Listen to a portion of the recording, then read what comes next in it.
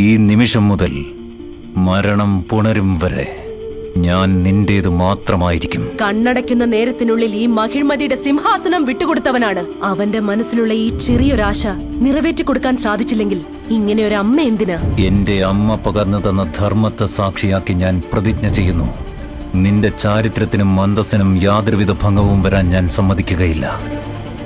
സത്യം.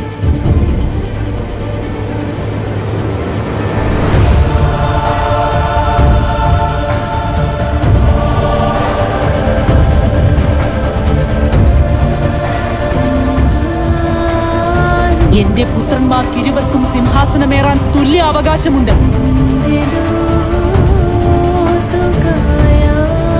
ബാഹു, നീ ദിഗ്വിജയത്തിന് പുറപ്പെടണം. നീ തിരികെ വരുമ്പോ പുതിയ കഥകൾ പറഞ്ഞു തരാനായി ഒരു നല്ല യുവറാണിയെ കണ്ടുവെക്കുന്നുണ്ട്.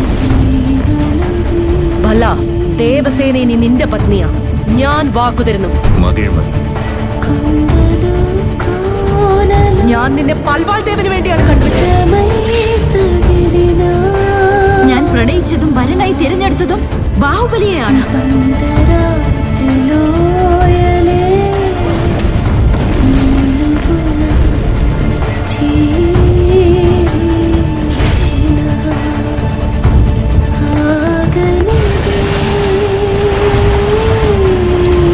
മകിഴ്മതി സാമ്രാജ്യത്തിന്റെ ഭാവി രാജാവ്, പ്രപഞ്ചത്തിലെ അജയ്യരായ കാലകേയരെ വധിച്ച വീരാതിവീരൻ,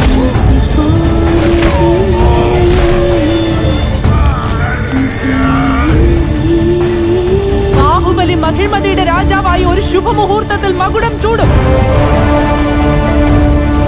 അമരേന്ദ്ര ബാഹുബലിയായ ഞാൻ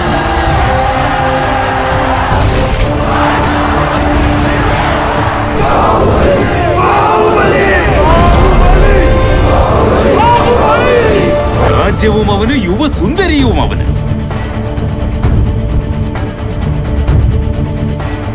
ബാഹുബലിയെ കൊല്ലണം.